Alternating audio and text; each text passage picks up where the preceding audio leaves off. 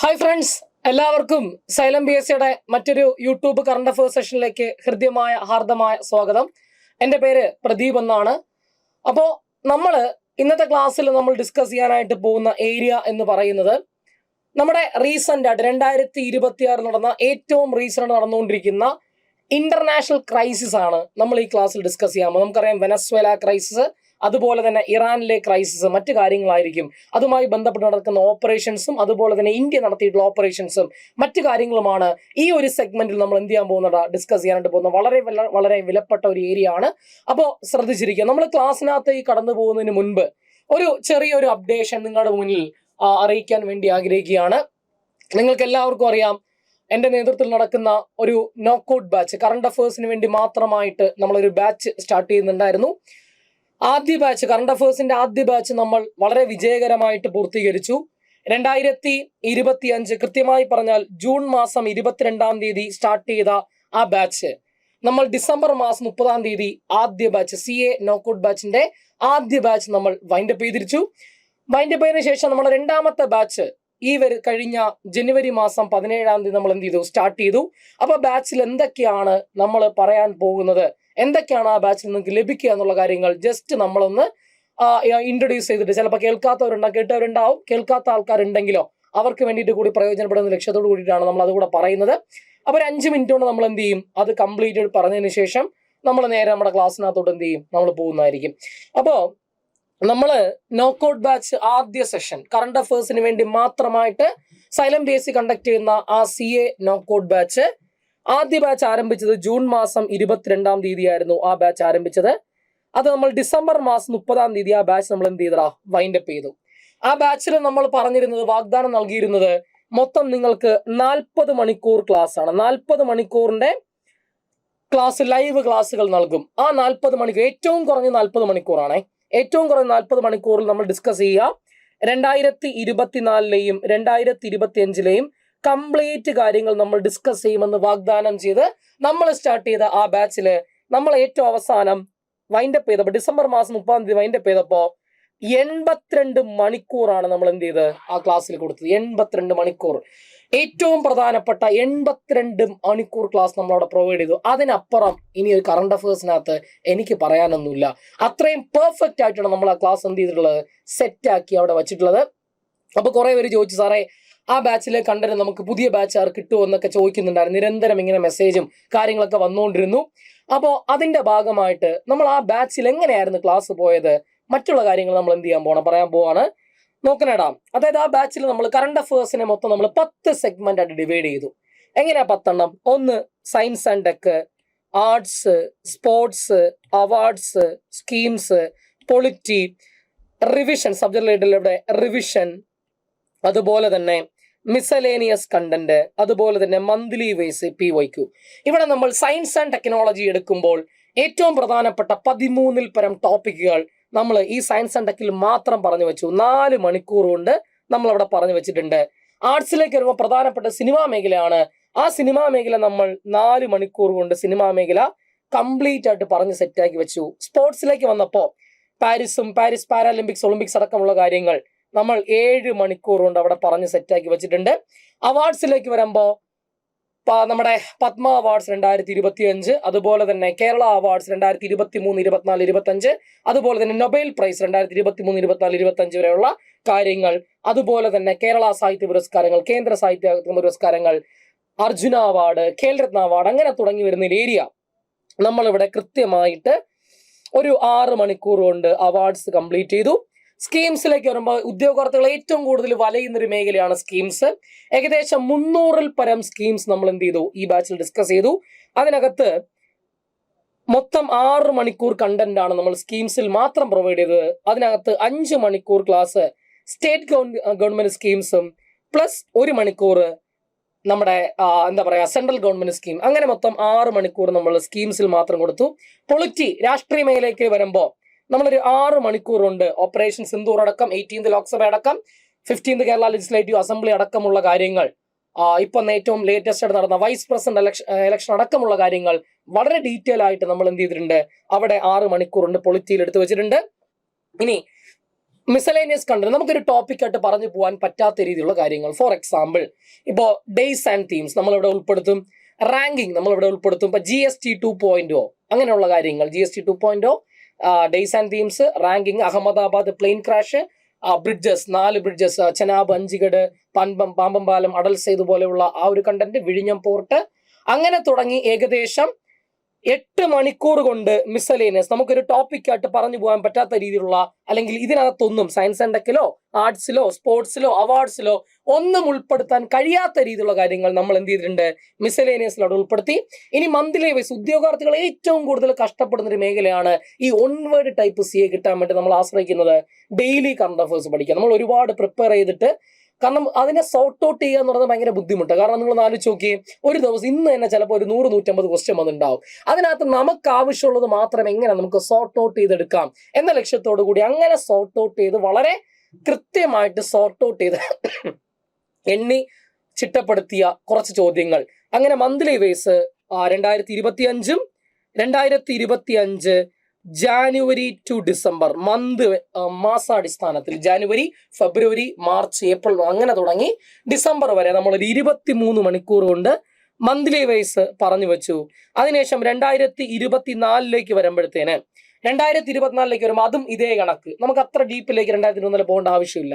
അതുകൊണ്ട് തന്നെ നമ്മൾ അവിടെ ചെയ്യുന്നതെന്ന് പറഞ്ഞാൽ ഇതേപോലെ ജാനുവരി ടു ഡിസംബർ മാസാടിസ്ഥാനത്തിൽ ഒരു 7 മണിക്കൂർ കൊണ്ട്, അങ്ങനെ ടോട്ടൽ ഒരു 30 hours കൊണ്ട് നമ്മൾ monthly wise ONWORD type GK നിങ്ങളുടെ കയ്യിൽ സെറ്റ് ആയിട്ട് അവിടെ കിട്ടും.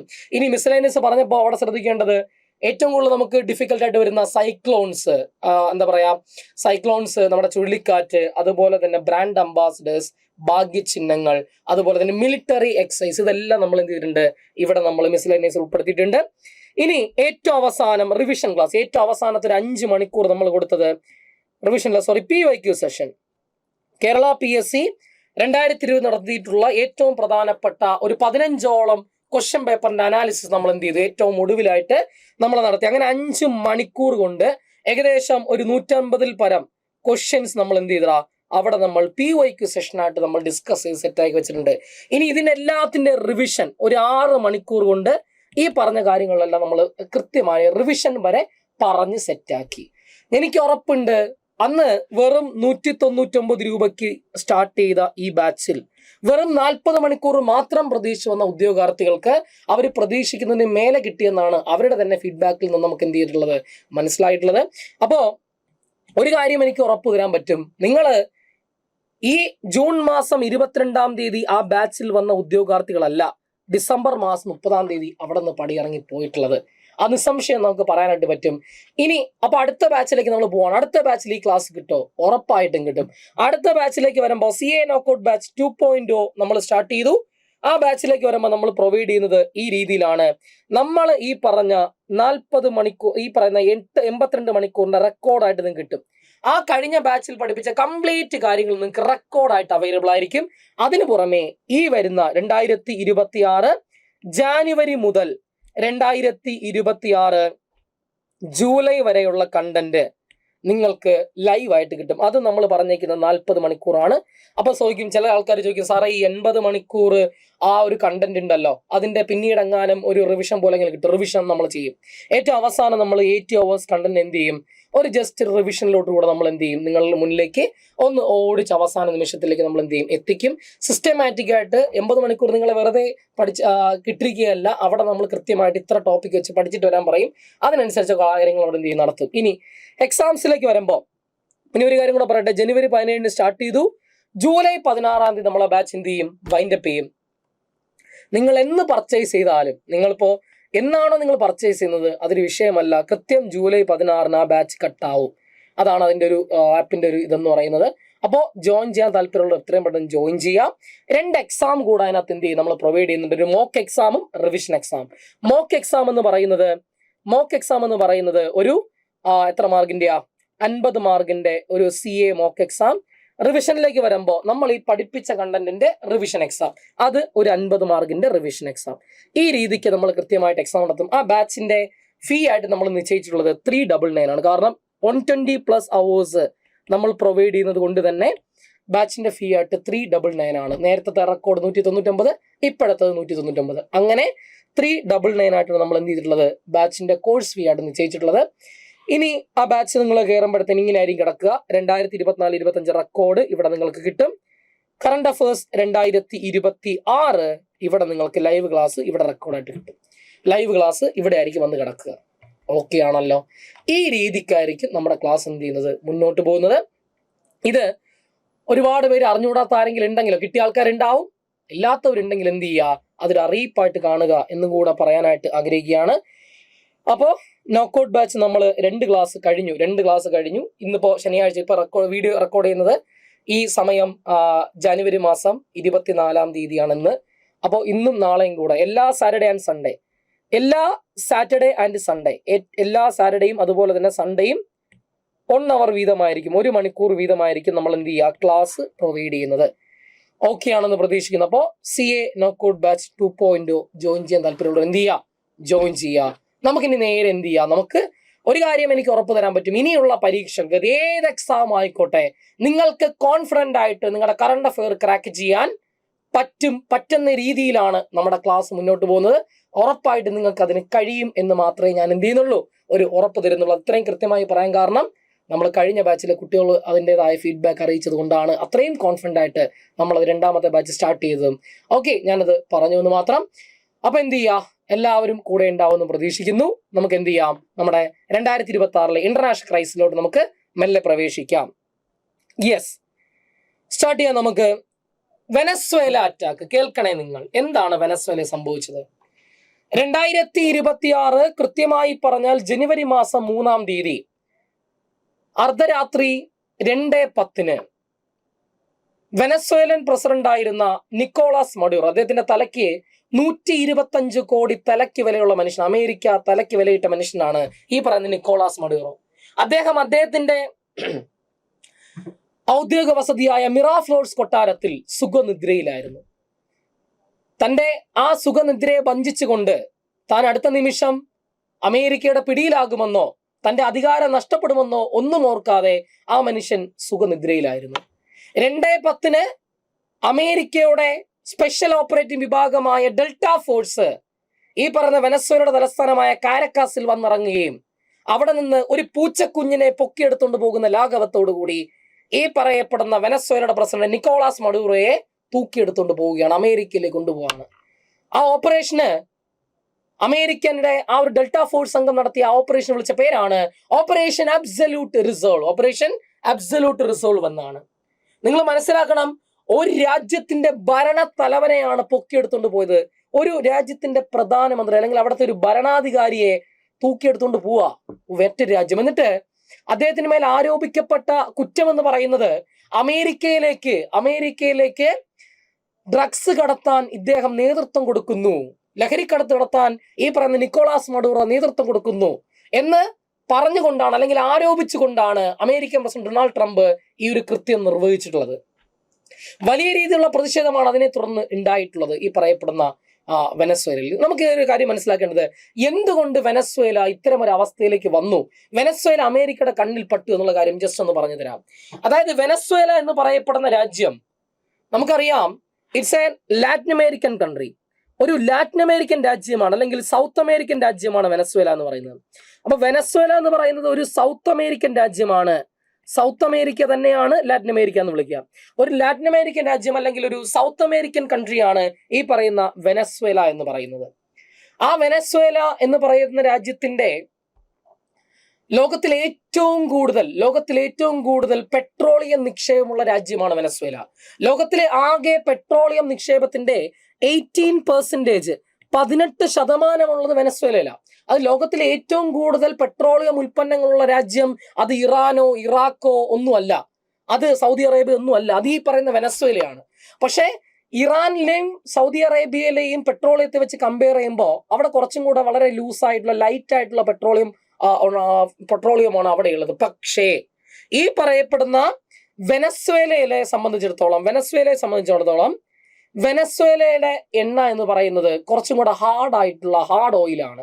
അതിനെ റിഫൈൻ ചെയ്യാൻ കുറച്ചും കൂടെ പാടാണ്. ഈ ഒരു ടെക്നോളജി ആർക്ക് മാത്രമേ ഉള്ളൂ? അമേരിക്കയിൽ മാത്രമേ ഉള്ളൂ. അതായത് 1976 മുതൽ അമേരിക്കൻ കമ്പനികൾ വെനസ്വേലയിൽ നിന്നും യഥേഷ്ടം എണ്ണ ഉൽപ്പാദിപ്പിച്ച് വന്നിരുന്നു.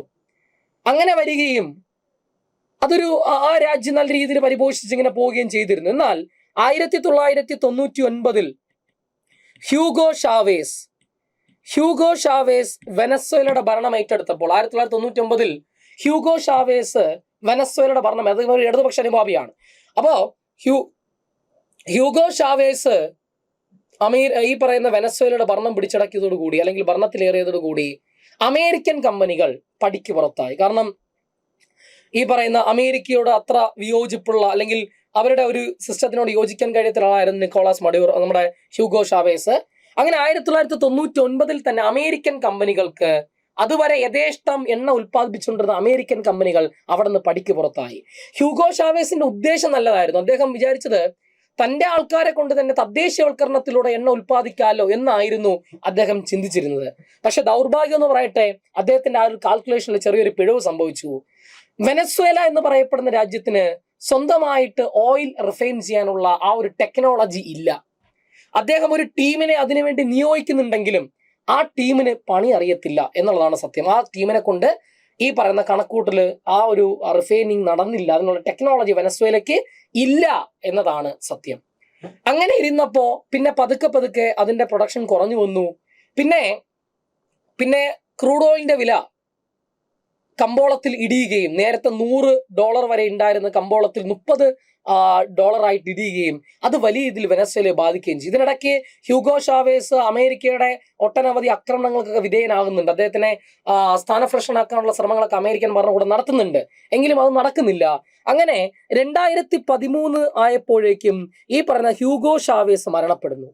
ഹ്യൂഗോ ഷാവേസ് മരണപ്പെട്ടതിനെ തുടർന്ന് അദ്ദേഹത്തിന്റെ പിൻഗാമിയായി അധികാരത്തിലേറിയ വ്യക്തിയാണ് നിക്കോളാസ് മഡൂറോ. നിക്കോളാസ് മഡൂറോ 2013 ഈ പറയപ്പെടുന്ന വെനസ്വേല അധികാരത്തിലേർക്കുന്നു. അങ്ങനെ 2013 നിക്കോളാസ് മഡൂറോ അധികാരം ഏറ്റെടുത്തപ്പോൾ തന്നെ അമേരിക്കയോട് ഒരു സമീപനം, നമ്മുടെ ഹ്യൂഗോ ഷാവേസ് വച്ച് പുലർത്തിയിരുന്ന അതേ സമീപനം തന്നെയാണ്. അതിൽ മാറ്റമൊന്നും ആര് നടത്തിയില്ല. അമേരിക്കയോട് തിരിഞ്ഞു നിൽക്കുന്ന അല്ലെങ്കിൽ മുഖം തിരിച്ചു നിൽക്കുന്ന ഒരു സമീപനമാണ് ഈ പറയപ്പെടുന്ന നിക്കോളാസ് മഡൂറോ വച്ച് പുലർത്തിയിരുന്നത്. സ്വാഭാവികമായിട്ടും അമേരിക്കയുടെ കണ്ണിലെ കരടായി മാറി ഈ പറയുന്ന നിക്കോളാസ് മഡൂറോ. അന്ന് മുതലേ അമേരിക്കയും യുദ്ധത്തിന്, അമേരിക്കയിൽ ആര് വന്നാലും അമേരിക്കയുടെ ഒരു സിസ്റ്റം ഉണ്ട്. അമേരിക്കയിൽ ഏത് പ്രസിഡന്റ് വന്നാലും അമേരിക്കയ്ക്ക് ഒരു നിലപാടുണ്ട്. ആ നിലപാട് എപ്പോഴും സെയിം ആയിട്ടൊരു നിലപാടായിരിക്കും. അതിന് വിരുദ്ധമായിരുന്നു, ആ സാമ്രാജ്യ ശക്തിക്ക് വിരുദ്ധമായിരുന്നു നിക്കോളാസ് മഡൂറോയുടെ സമീപനം. അങ്ങനെ മെല്ലെ ഈ രാജ്യം വിഭവശേഷി ഒത്തിരി ഉണ്ടായിട്ടും, വിഭവശേഷി ഒരുപാട് ഉണ്ടായിട്ടും ഈ ടെക്നോളജിയുടെ അഭാവം ആ രാജ്യത്തെ ഒരു ദരിദ്ര രാജ്യമാക്കി മാറ്റി. ഈ നിക്കോളാസ് മഡൂറോയുടെ അധികാരത്തിന് കീഴിൽ ഏറ്റവും ഒടുവിലായിട്ടുന്ന റിപ്പോർട്ട് അനുസരിച്ച് രാജ്യത്തിന്റെ 80% പട്ടിണിയിലാണ്. രാജ്യത്തെ ആകെ ജനസംഖ്യയുടെ 80%, 80% പേരും പട്ടിണിയിലാണ്. ഈ ഒരു കടുത്ത പട്ടിണി, ഈ ഒരു അവസ്ഥ മുതലാക്കുകയാണ് ആര് ചെയ്തത്? ഈ പറയപ്പെടുന്ന നമ്മുടെ അമേരിക്ക മുതലെടുത്തത് എന്നുള്ളതാണ് സത്യം എന്ന് പറയുന്നത്. ഓക്കെ അല്ലേ? അപ്പൊ ഇതാണ് വെനസ്വേലയ്ക്ക് സംഭവിച്ച ക്രൈറ്റീരിയകളൊന്നും. ശരിക്കും വെനസ്വേല എന്താണ് സംഭവിച്ചത്? ഇതാണ് ടെക്നോളജിയുടെ അഭാവം. വിഭവശേഷി ഏറെ ഉണ്ടായിട്ടും ടെക്നോളജിയുടെ അഭാവം ഇല്ലാത്തത് കൊണ്ട് ദരിദ്ര രാജ്യമായി മാറേണ്ടുന്ന രാജ്യമാണ് ഈ പറയുന്ന വെനസ്വേല എന്ന് പറയുന്ന രാജ്യം. അപ്പോ Venezuela is A Latin American country എന്ന് ഞാൻ പറഞ്ഞു വെച്ചു. അതിന്റെ തലസ്ഥാനം കാരക്കാസ് ആണ്. അവിടുത്തെ ഔദ്യോഗിക ഭാഷ എന്ന് പറയുന്നത് സ്പാനിഷ് ആണ്. അമേരിക്കയിൽ നിന്നും 4500 കിലോമീറ്റർ മാറി സ്ഥിതി ചെയ്യുന്ന ഒരു ലാറ്റിൻ അമേരിക്കൻ രാജ്യമാണ് ഈ പറയുന്ന വെനസ്വേല എന്ന് പറയുന്നത്. ലോക എണ്ണ സംഭരണത്തിന്റെ 18%, ഞാൻ പറഞ്ഞു കഴിഞ്ഞു അല്ലെ, 18% രാജ്യമാണ് ഈ പറയപ്പെടുന്ന വെനസ്വേല. ഏകദേശം അത് 300 ബില്യൺ ബാരലോളം വരും എന്നാണ് കണക്ക്. അവിടുത്തെ പ്രസിഡന്റാണ് നിക്കോളാസ് മഡൂറോ. അദ്ദേഹം പ്രതിനിധാനം ചെയ്യുന്ന പൊളിറ്റിക്കൽ പാർട്ടിയുടെ പേര് PSUV അഥവാ United socialist party of Venezuela. ചോദിക്കാം, അദ്ദേഹം റെപ്രസെന്റ് ചെയ്യുന്ന പൊളിറ്റിക്കൽ പാർട്ടിയുടെ പേരെന്ത് എന്ന് ചോദിച്ചപ്പോൾ എന്താണ്? അത് PSUV അഥവാ United socialist party of Venezuela എന്നാണ്. 2008 ഹ്യൂഗോ ഷാവേസ് രൂപീകരിച്ച പൊളിറ്റിക്കൽ പാർട്ടിയാണ് PSUV. അപ്പൊ 2008 ഹ്യൂഗോ ഷാവേസ് രൂപീകരിച്ച രാഷ്ട്രീയ പാർട്ടിയുടെ പേരാണ് ഈ പറയപ്പെടുന്ന PSUV എന്ന് പറയുന്നത്. 2013 മുതൽ വെനസ്വേലയുടെ പ്രസിഡന്റ് ആണ് ഈ പറയുന്ന നിക്കോളാസ് മഡൂറോ. അദ്ദേഹത്തിന്റെ ഔദ്യോഗിക വസതി അറിയപ്പെടുന്നത് മിറാഫ്ലോഴ്സ് കൊട്ടാരം എന്നാണ്. മിറാഫ്ലോഴ്സ് കൊട്ടാരം, മിറാഫ്ലോഴ്സ് പാലസ്. അപ്പൊ അദ്ദേഹത്തിന്റെ ഔദ്യോഗിക വസതിയുടെ പേര് മിറാഫ്ലോഴ്സ് പാലസ് എന്നാണ്. മിറാഫ്ലോഴ്സ് പാലസ് എന്നാണ് അദ്ദേഹത്തിന്റെ ഒഫീഷ്യൽ അദ്ദേഹത്തിന്റെ ഔദ്യോഗിക വസതിയുടെ പേര് മിറാഫ്ലോഴ്സ് പാലസ് എന്നാണ്. കണ്ടോ, ഇതാണ് നമ്മുടെ ഹ്യൂഗോ ഷാവേസ്, ഇതാണ് നിക്കോളാസ് മഡൂറോ. ഒരു ട്രക്ക് ഡ്രൈവറായിട്ട് പിന്നീട് രാജ്യത്തിന്റെ ഭരണാധികാരിയായി മാറിയ ചരിത്രം, വളരെ ഇൻസ്പിറേഷനുള്ള ചരിത്രമാണ് ഈ പറയുന്ന നിക്കോളാസ് മഡൂറോയ്ക്ക് പറയാനുള്ള. ഒരു സാധാരണ ട്രക്ക് ഡ്രൈവർ ആയിരുന്നു ഈ പറയുന്ന നിക്കോളാസ് മഡൂറോ. അപ്പൊ ഹ്യൂഗോ ഷാവേസിന്റെ പിൻഗാമിയായി അധികാരത്തിലേക്ക് വരുന്നു. ഇനി അടുത്തത് യെസ്, ഓപ്പറേഷൻ അബ്സല്യൂട്ട് റിസോൾവ്. ഈ പറയപ്പെടുന്ന നിക്കോളാസ് മഡൂറോയെ പിടികൂടാനായി അമേരിക്കയുടെ സ്പെഷ്യൽ ഓപ്പറേറ്റീവ് വിഭാഗമായ ഡെൽറ്റ ഫോഴ്സ് നടത്തിയ ഓപ്പറേഷന്റെ പേരാണ് ഓപ്പറേഷൻ അബ്സല്യൂട്ട് റിസോൾവ്. കേൾക്കണേ നിങ്ങൾ. കണ്ടോ, അതിനുശേഷം ഒരു രാജ്യത്തിന്റെ ഒരു ഭരണാധികാരി, ഒരു പ്രസിഡന്റിനെ പൊക്കിയെടുത്തുകൊണ്ട് പോകുന്ന, അദ്ദേഹത്തെയും അദ്ദേഹത്തിന്റെ പത്നിയെയും പൊക്കിയെടുത്തുകൊണ്ട് പോകുന്ന കാഴ്ചയാണ്. അദ്ദേഹത്തിനെ അവിടെ നിന്ന് കൊണ്ടുവരാമെന്ന് ആദ്യമായിട്ട് രാജ്യത്തോട് വിളിച്ചു പറഞ്ഞു, ഞങ്ങൾ ഇങ്ങനെ ഒരു ഓപ്പറേഷൻ നടത്തി അവരെ തൂക്കി എന്ന് ഈ പറയുന്ന രാജ്യത്തോട്, ലോകത്തോട് വിളിച്ചു പറയുന്നത് ഈ പറയുന്ന ഡൊണാൾഡ് ട്രംപ് തന്നെയാണ്. അദ്ദേഹം പറയുന്നത് ഇങ്ങനെയാണ്: Nicholas Maduro on board the US-2 Jima എന്നാണ് അദ്ദേഹം ഇട്ട പോസ്റ്റ് എന്ന് പറയുന്നത്. ഒന്ന് ആലോചിച്ച് നോക്കണേ. ഒരു രാജ്യം, അത് ഏത് രാജ്യം തന്നെ ആയിക്കോട്ടെ, ഒരു രാജ്യത്തിന്റെ പരമാധികാരത്തിലോട്ട് ഏത് അളവുകോലിട്ട് തുലനം ചെയ്ത് നോക്കിയാലും ഒരു രാജ്യത്തിന്റെ പരമാധികാരത്തിലോട്ട് കടന്നു ചെല്ലുന്നത് അത് അമേരിക്ക എന്നല്ല, ഏത് രാഷ്ട്രമായാലും അത് നീതീകരണം അർഹിക്കുന്നില്ല എന്ന് തന്നെയാണ് എൻ്റെ നിലപാട്. അത് ശരിയായിട്ടുള്ള കാര്യമല്ല. നമ്മുടെ വീട്ടിൽ പല പ്രശ്നങ്ങളുണ്ടാവും, പക്ഷേ മറ്റൊരുത്തൻ നമ്മുടെ വീട്ടിൽ കയറി ഇടപെടാൻ നമ്മൾ അനുവദിക്കുമോ? ഇല്ല, ശരിയല്ലേ? നമ്മുടെ വീട്ടിൽ പല പ്രശ്നങ്ങളുണ്ടാവും, ആ പ്രശ്നങ്ങൾ നമ്മൾ തീരുമാനമെടുക്കും. മറ്റൊരാൾ അതിനകത്ത് എന്ത് ചെയ്യേണ്ട ആവശ്യമില്ല, ഇടപെടേണ്ട ആവശ്യമില്ല. അങ്ങനെ ഇടപെടാൻ നമ്മൾ അനുവദിക്കാൻ പാടില്ല എന്നാണ് എൻ്റെ പേഴ്സണൽ ഒപ്പീനിയൻ എന്ന് പറയുന്നത്. നോക്കാം നമുക്ക്. നിക്കോളാസ് മഡൂറോയെ പിടികൂടാൻ വേണ്ടി അമേരിക്കയുടെ സ്പെഷ്യൽ ഓപ്പറേറ്റീവ് വിഭാഗമായ ഡെൽറ്റ ഫോഴ്സ് നടത്തിയ ആ ഓപ്പറേഷന്റെ പേര് ഓപ്പറേഷൻ അബ്സല്യൂട്ട് റിസോൾവ് എന്നാണ്. 2026 ജനുവരി മാസം 3-ാം തീയതി. നിലവിൽ വെനസ്വേലയുടെ പ്രസിഡന്റ്, നിങ്ങൾ ശ്രദ്ധിക്കേണ്ടത്, ഈ പറയുന്ന അമേരിക്കയുടെ ലക്ഷ്യമെന്ന് പറയുന്നത് അവിടുത്തെ എണ്ണയിലാണെന്നുള്ള കാര്യം 100% എല്ലാവർക്കും ഉറപ്പാണ്. കാരണം ഈ ഓപ്പറേഷൻ അബ്സല്യൂട്ട് റിസോൾവ് നടത്തിയതിന് ശേഷം അമേരിക്കൻ പ്രസിഡന്റ് ഡൊണാൾഡ് ട്രംപ് പറഞ്ഞത്, അവിടുത്തെ അമേരിക്കൻ എണ്ണ കമ്പനികളോട് പറഞ്ഞത്, നിങ്ങൾ പോയി എത്രയും പെട്ടെന്ന് എന്ത് ചെയ്തോ, വെനസ്വേലയിൽ നിന്നും എണ്ണ ഉൽപ്പാദിപ്പിച്ചാനുള്ള പെർമിഷനാണ് ആര് കൊടുക്കുന്നത്?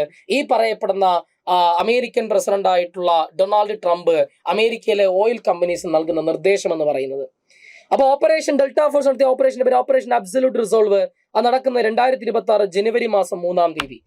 അതിനുശേഷം വെനസ്വേലയുടെ അന്നത് അവിടുത്തെ വൈസ് പ്രസിഡന്റ് ആയിരുന്ന ഈ പറയുന്ന ഡെൽസി റോഡ്രിഗസ് എന്ന് പറയുന്ന വനിത പ്രസിഡന്റിന്റെ പദവി എന്ത് ചെയ്യുന്നു, ഏറ്റെടുക്കുന്നു. അപ്പോൾ വെനസ്വേലയുടെ നിലവിലത്തെ പ്രസിഡന്റ് ആര് എന്ന് ചോദിച്ചപ്പോൾ അത് ഡെൽസി റോഡ്രിഗസ് ആണ്. ഡെൽസി റോഡ്രിഗസ് ആണ്. അപ്പോൾ നിലവിൽ വെനസ്വേലയുടെ പ്രസിഡന്റ് ആര് എന്ന് ചോദിച്ചപ്പോൾ അത് ഡെൽസി റോഡ്രിഗസ് ആണ്. ഇനി വെനസ്വേലയുടെ പ്രതിപക്ഷ നേതാവിനെ നമുക്ക് പരിചയമുണ്ട്. കാരണം 2025 സമാധാനത്തുള്ള നൊബേൽ പുരസ്കാരം ലഭിക്കുന്നത് ഈ പറയപ്പെടുന്ന അവിടുത്തെ പ്രതിപക്ഷ നേതാവിനാണ്. അവരുടെ പേര് മരിയ കൊറീന മച്ചാഡോ എന്നാണ്. മരിയ കൊറീന മച്ചാഡോ എന്നാണ് ഈ പറയപ്പെടുന്ന വെനസ്വേലയുടെ പ്രതിപക്ഷ നേതാവിന്റെ പേര്. മരിയ കൊറീന മച്ചാഡോ എന്നാണ്. നിങ്ങളൊരു കാര്യം മനസ്സിലാക്കേണ്ടത്, ഈ പറയുന്ന മരിയ കൊറീന മച്ചാഡോ പ്രതിനിധാനം ചെയ്യുന്ന പൊളിറ്റിക്കൽ പാർട്ടി ഏത് എന്ന് ചോദിച്ചാൽ എൻ്റെ പ്രിയപ്പെട്ട സുഹൃത്തുക്കളെ നിങ്ങൾ മറുപടി പറയണം. അതിന്റെ പേര് വെൻഡെ വെനസ്വേല എന്നാണ്. വെൻഡെ വെനസ്വേല എന്നാണ് അദ്ദേഹം പ്രദാനം ചെയ്യുന്ന ഈ മരിയ കൊറീന മച്ചാഡോ റെപ്രസെന്റ് ചെയ്യുന്ന പൊളിറ്റിക്കൽ പാർട്ടിയുടെ പേര് വെൻഡെ വെനസ്വേല എന്നാണ്. ഈ 2025 സമാധാന നൊബേൽ പുരസ്കാര ജേതാവാണ് ഈ പറയപ്പെടുന്ന മരിയ കൊറീന മച്ചാഡോ. നമ്മുടെ ഡൊണാൾഡ് ട്രംപ് ഏറെ ആഗ്രഹിച്ചതാണ് സമാധാനത്തുള്ള നൊബേൽ പുരസ്കാരം. അത് തട്ടിയെടുത്ത വനിതയാണ് ഈ പറയുന്ന മരിയ കൊറീന മച്ചാഡോ. അങ്ങനെ ഇരിക്കെ ട്രംപിന്റെ വിഷമം മൂലം ഒടുവിൽ ഫിഫ, അന്താരാഷ്ട്ര ഫുട്ബോൾ സംഘടന ഫിഫ എന്ത് ചെയ്തു, അവരാദ്യമായിട്ടൊരു സമാധാനത്തുള്ള പുരസ്കാരം അങ്ങനെ ഉണ്ടാക്കി ട്രംപിന്റെ കയ്യിലും ഏൽപ്പിച്ചു. എന്നിട്ടും അദ്ദേഹത്തിന് ഫ്രസ്ട്രേഷൻ, ട്രംപിന്. ഒടുവിൽ ഈ മരിയ കൊറീന മച്ചാഡോ എന്ത് ചെയ്യുന്നറിയാവോ, അവർക്ക് കിട്ടിയ നൊബേൽ പുരസ്കാരം ട്രംപിന് കൊണ്ട് ഏൽപ്പിക്കുന്ന കാഴ്ച ട്രംപിന് കൊണ്ട് ഏൽപ്പിക്കുന്ന കാഴ്ചയാണ് നമ്മൾ ഏറ്റവും ഒടുവിലായിട്ട് കാണുന്നത്. ഒന്ന് ആലോചിച്ച് നോക്കണേ, ഒരു മനുഷ്യന്റെ ആർത്തി എത്രത്തോളം ഉണ്ടെന്ന് ആലോചിച്ച് നോക്കണേ. തനിക്ക് അവകാശപ്പെട്ടതാണ്. ട്രംപ് ഇടയ്ക്കൊക്കെ ഇങ്ങനെ വെമ്പൽ കൊള്ളുകയായിരുന്നു. ഈ പറയുന്ന സമാധാനത്തിലുള്ള നൊബേൽ പുരസ്കാരം ലഭിക്കാൻ തന്നോളം അർഹതയുള്ള മറ്റാരും ഈ ലോകത്തില്ല എന്നാണ് ആരുടെ നിലപാടായിരുന്നത്? ഈ പറയുന്ന ഒരു അമേരിക്കൻ പ്രസിഡന്റ് നിലപാട്. ഒരു രാജ്യത്തിന്റെ ഭരണാധികാരി ഇത്രമേൽ താഴാൻ പാടുണ്ടോ എന്നാണ് എനിക്ക് മനസ്സിലാക്കാൻ കഴിയാത്ത അവിടെയാണ്. ഇത്രമേൽ താഴേണ്ട കാര്യമുണ്ടോ? നോക്കണേ, നിങ്ങൾ നിങ്ങൾക്കൊരു പുരസ്കാരം നൽകുന്നതും നിങ്ങൾ പിടിച്ചു വാങ്ങുന്നതിനും നമ്മൾ ഒരുപാട് വ്യത്യാസമുണ്ട് അവിടെ. നിങ്ങൾ ഒരു പുരസ്കാരത്തിന് ഏറ്റവും വലിയ വിജയം എന്ന് പറയുന്നത് ആ പുരസ്കാരം എന്തുകൊണ്ട് അവന് കൊടുത്തു എന്ന് ചോദിക്കാതിരിക്കുന്നിടത്തോളം കാലമാണ് ആ പുരസ്കാരത്തിന്റെ ആ ഒരു വാല്യൂ എന്ന് പറയുന്നത്. ശരിയല്ലേ? ഇവിടെ അമേരിക്കൻ പ്രസിഡന്റ് ഡൊണാൾഡ് ട്രംപ് അദ്ദേഹം റെപ്രസെന്റ് ചെയ്യുന്ന പൊളിറ്റിക്കൽ പാർട്ടിയുടെ പേര് റിപ്പബ്ലിക്കൻ പാർട്ടി എന്നാണ്. അമേരിക്കയുടെ വൈസ് പ്രസിഡന്റ് ആര് എന്ന് ചോദിച്ചപ്പോഴാണ് അത് JD വാൻസ് ആണ്. നോക്കണേ, ആ ഒരു ചിത്രം നോക്കിയാൽ നിങ്ങൾ വളരെ എപ്പിക്കായിട്ടുള്ള ഒരു ചിത്രമാണിത്.